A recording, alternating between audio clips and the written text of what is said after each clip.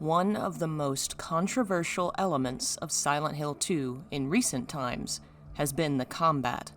During the period after the remake's announcement, there was much conversation back and forth between fans about this part of the game. On one side, those stating their dislike or apathy towards the original game's combat. On the other, those vehemently defending it. And probably some in between. Personally, I was on the side that Silent Hill 2's combat could be improved upon, if only because so much of combat is in the programming, and the capabilities of programming for video games have improved so much in multiple console generations over nearly 2 decades. Now, having played Silent Hill 2 Remake for myself, I do feel they managed to improve on some of the flaws of the original game. However, the experience gave me something of a larger perspective. As I played, I came to some realizations about how I felt about Silent Hill as a series, about its direction, and the state of combat in particular. Truthfully, I think the series needs something else, something different to what has appeared before, and Silent Hill 2 Remake helped me realize it. First, let's examine what combat was in the original game, what changes were made and why, and then we'll discuss why even this improvement isn't exactly what I think Silent Hill needs. There are 9 primary types of enemies that appear in Silent Hill 2, not counting Eddie, who is ultimately not a monster, but a human who turns against us. One of these monsters is the final boss, Mary or Maria. She's very similar to the Flesh Lips boss from the hospital. These two, alongside Pyramid Head, are rare boss encounters. The player only fights Pyramid Head twice, the final boss and Flesh Lips once each. Then there is the Abstract Daddy, also a boss, but one that reappears for a short while in the hotel level that occurs after fighting it. For most of the game, these creatures are not consequential in a combat sense. Then there is the Mandarin, a monster that also appears rarely. There are 3 sections it can be found hanging underneath the floor. They can actually hurt you, a fact I did not know until I double-checked the wiki. They appear so rarely and are so hard to see, it's easy to mistake them for a mere part of the scenery. In a similar vein, there are the Creepers, small bugs that appear in certain portions of the game. Being hard to see, they are also easy to miss, and the player might assume the noise that accompanies them is just background noise. This leaves 3 primary creatures to fight through most of the central game.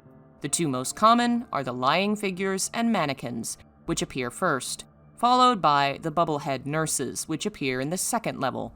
Once we shrink down our central concerns to these 3, you might start to notice a problem with Silent Hill 2's monsters. They are far too similar. All 3 of these monsters are humanoid, about the size of James, and are defeated by attacking the torso around James's eye level. This makes combat against them very, very similar. The lying figure can spit acid, but its reach is rather short in the original. The nurses seem more durable and have greater reach with the lead pipe. The problem is that these creatures are visually stunning and symbolically important, but combat-wise they play very similarly. And since they are the 3 most common monsters, the game becomes something like a game of whack-a-mole. Get close enough, smack the torso, or stand at a distance and shoot, with a gun that aims on its own, taking out the most suspenseful element of combat. Compare this to the next game, Silent Hill 3. I think the team realized the problem they faced in 2 because the monsters here are noticeably different from one another. The towering closers have huge swinging limbs to avoid. They cover a huge distance, but at a slow pace. The small tube-like numb bodies are lower down and move faster, and the still lower slurpers can knock you over and have to be hit from above. Insane cancers are huge and move quick for their size, but they have to get close to you to strike. Examining the monsters of 3, you find that almost none of them resemble one another or function in a similar way, and each requires different reactions to defeat it.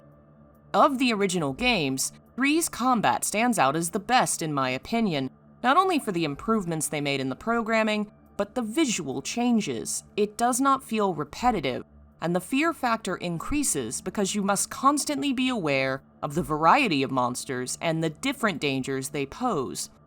On the other hand, Silent Hill 2 suffers for its lack of combat variety, and the fact that many of its more interesting creatures are rare rather than standard. It also suffers for the lack of aiming. This is likely a limitation of the time. With fixed camera angles, you can only do so much. Ultimately, the team made the intelligent choice to focus on their world building, their storytelling, atmosphere, and aesthetics over combat. And it's for that reason Silent Hill 2 is still considered a horror classic. The weaker combat does not make for a weaker experience in any form, but it does present a challenge for a team attempting to remake a classic.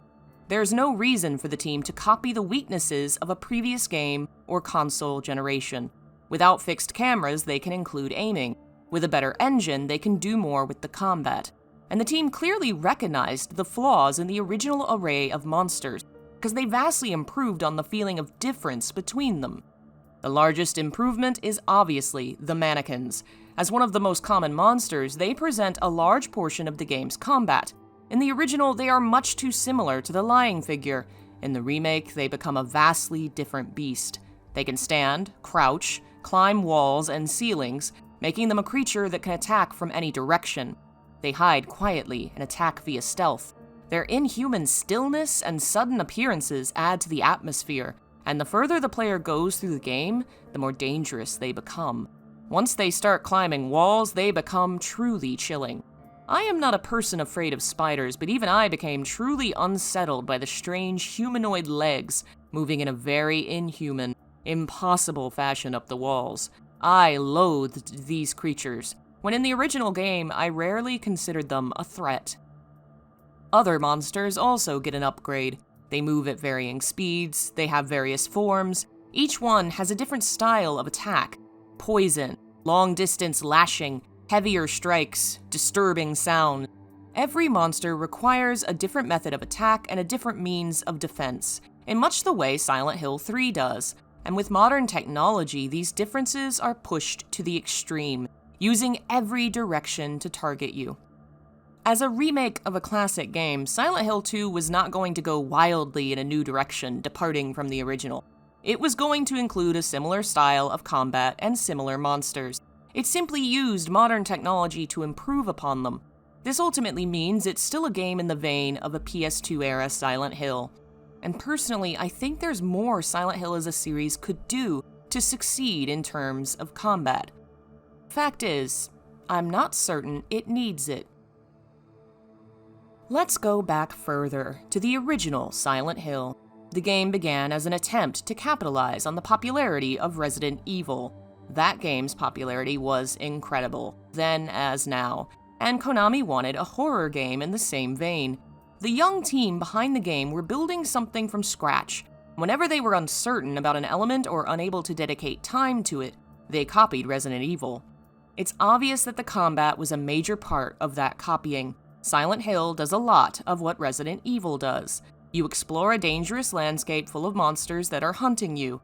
You can try to avoid their attention, or face them head-on, but you have limited resources, so you have to be careful. You have distance weaponry and hand-to-hand weaponry, and you have a health meter that can be depleted and end your game. There are boss fights, multiple weapons, and even special weapons you can obtain from a second playthrough. It makes sense for the first Silent Hill to copy Resident Evil. They wanted the same success, and it was clear that style of combat was very successful for Resident Evil. Other styles of gameplay existed for horror games at the time, but none of them had exploded into popular culture like Resident Evil had. There was Clock Tower, which involved a helpless protagonist running and hiding from a dangerous enemy. There were horror RPGs like Laplace's Demon, Sweet Home, and Koudelka. There were novel games like Otogiriso. None of these made the kind of bank Resident Evil did. But times have changed. In the last 2 decades, the horror game genre has evolved in incredible directions and has become much more mainstream. In the modern era, with Twitch streaming and YouTube essay videos bigger than ever, horror is a huge genre, in the mainstream and the indie space. From Chilla's Art to Puppet Combo, from Among Us to Lethal Company, the variety of horror has widely increased and many of them have become hugely successful. It is no longer a requirement that a popular horror game include combat. In the 90s, most of the best games did. Dino Crisis, Resident Evil, Legacy of Kain, Silent Hill, all definitely fit that trend. There were many other games in the genre, many of them successful, but few survived into the PS2 era or beyond. In the 2000s, there was a wide variety of horror games made, but few were financially successful. Kuon, Haunting Ground, The Suffering, Ghost Hunter. How many of these games made back their initial costs? Not many. The push for more action in the PS3 era moved horror further into the action game category, and many games suffered for it. Dead Space, Alone in the Dark, and yes, Silent Hill. But around the 2010s, we see a new era begin to rise. The success of games like Amnesia: The Dark Descent and Outlast showed that horror games focused primarily on the horror element, on fear and helplessness, could succeed. Until Dawn, an interactive horror movie, showed that a focus on storytelling and interactivity could also make a great experience. The further increase of access of game-making materials to more indie developers led to an increase in smaller games made, many of them blending elements of different genres, pushing the idea of what horror could be. Now you can find visual novels, card-building games, multiplayer co-op, puzzle solving, any and all kinds of horror games, many of them without combat at all. When you consider the success of Resident Evil, it must be recognized the success does not come from it being an action game. It comes from being a game solidly built on a premise and gameplay style that are smoothly integrated. It is a B-horror action movie. It is a hammy, horrifying take on the tropes of the 80s and 90s. Elements of those films, the weakness, helplessness of the protagonists, fight scenes, and the hammy dialogue, as well as the themes of the dangers of modern society and science gone too far. All of them long-established parts of the genre were simply adapted to a game setting, and the game evolves those elements into an interactive setting very well.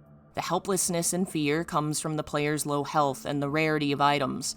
Forcing them to explore a vast mansion and solve puzzles, players follow the same kind of plot sequences of horror movies like Dawn of the Dead, creating situations that force the survivors to face the dangers in order to escape. The plot devices and dialogue fit right into the world of a strange Victorian mansion full of scientific anomalies. Everything is designed to fit together. Another game that is very successful at this is Fatal Frame, first appearing in 2001. It too is built off of a certain genre of storytelling and film. It is a modern Japanese ghost story. In the 90s in Japan, this style of storytelling came back in a big way with the success of Suzuki Koji's Ringu and the Grudge or Ju-on series. These are stories that involve investigation. The protagonist must understand why the ghost exists, what horrors hide in its past. At the same time, they must escape or evade the danger of the ghost itself, and other people are likely to be killed in the meanwhile. Fatal Frame follows this trend by showing the ghosts of previous visitors, revealing how they died, then using them as boss battles. It follows a similar style to books in which characters investigate, face the ghosts, die, and leave behind evidence for others to follow. The camera used as part of the game's combat is unique and original. It is essentially an arcade shooter, but the lack of gun makes the experience feel very different. Combat-wise, it isn't actually all that different. You still aim and shoot, but a camera makes the experience far more personal. Just like the ghost stories that involve the protagonist having to face the spirits that haunt them, Fatal Frame protagonists have to look at the ghosts to defeat them. They have to face the fear of death, a major theme of ghost stories around the world, while also fighting back.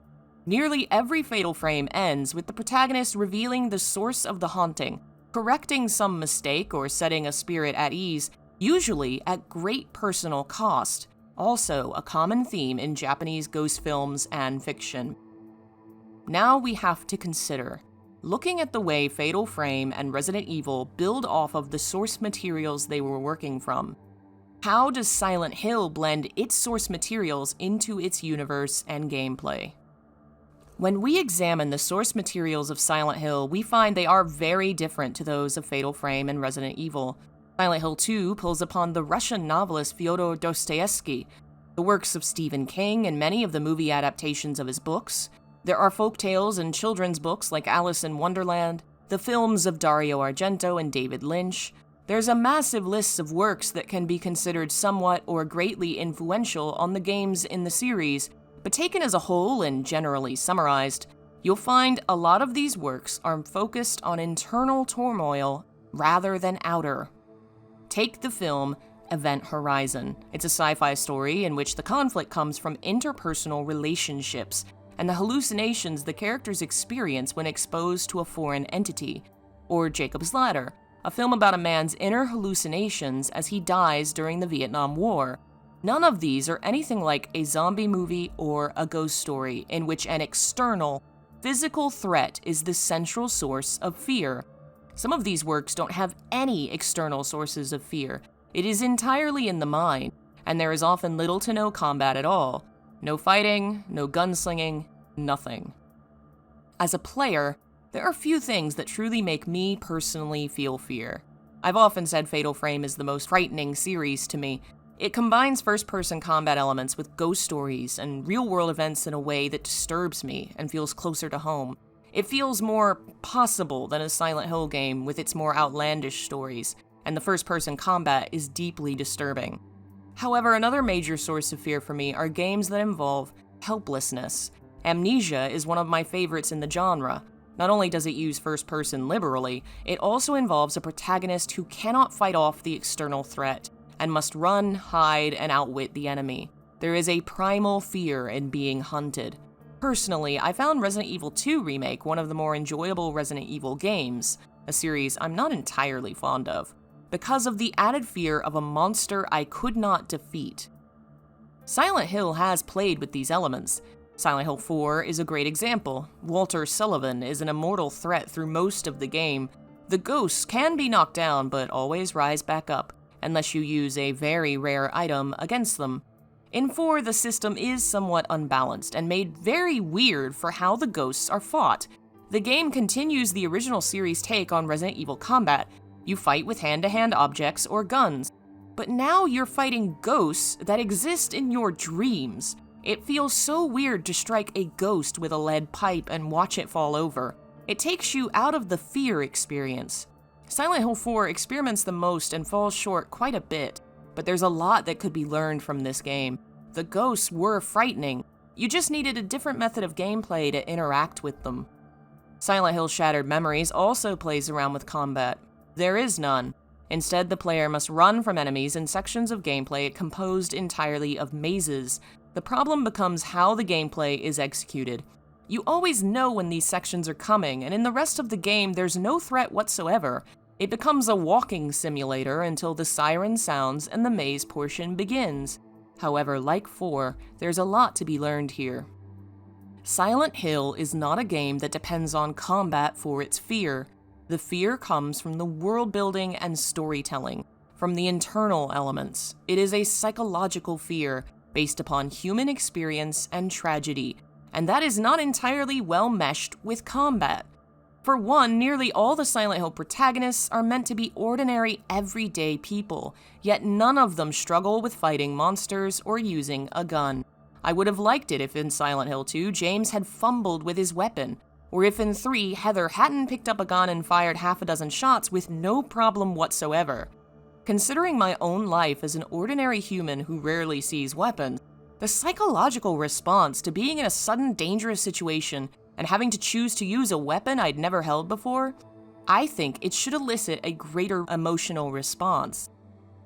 Showing the real psychological state of people is the strength of Silent Hill.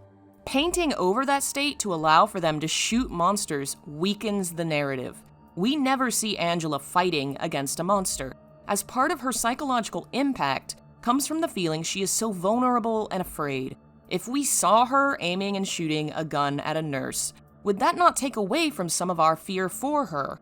We don't see Eddie attack anything or anyone until the boss fight against him. He is presented as a coward until his twist at the end of the game. And that psychological twist would have been weakened if we'd seen him swinging a lead pipe around. Harry Mason is a young father and a writer trying to find his kid. Why is he not more unsettled by the children-shaped creatures he's shooting? Does he never picture his own child at that size being aimed at? Does his mind never play tricks on him? It doesn't.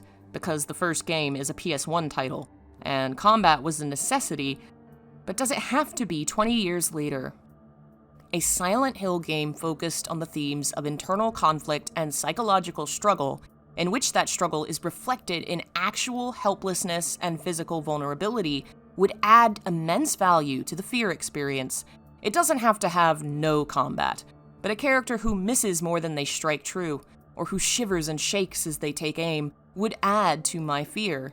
Games that take after the clock tower model of horror often use elements like a fear or panic meter to add this kind of experience, where the actual protagonist's experience of fear renders their physical body impossible for the player to control. It creates actual helplessness in a way that mirrors real life, being so afraid you have no control over your own actions and are unable to defend yourself.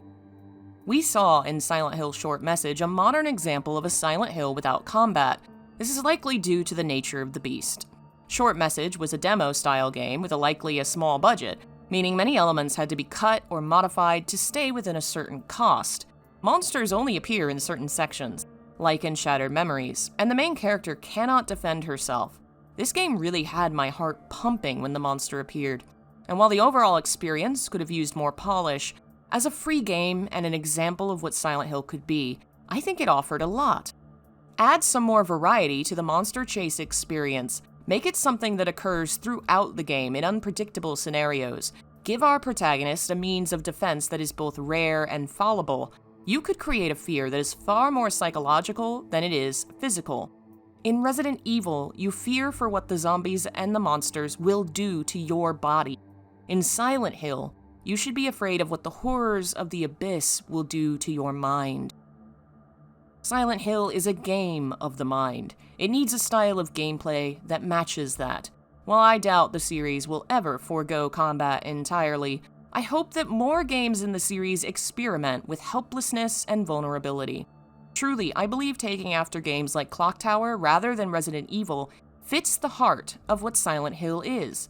It is an internal conflict against your own demons, which are merely represented as physical beings. The physical is not the real source of harm. In Silent Hill 2, the monsters are distractions for James. Pyramid Head kills them for the same reason he kills Maria, to keep James from distracting himself from the real danger, the truth that threatens to undo him. The real fear is not the monster, it is the self.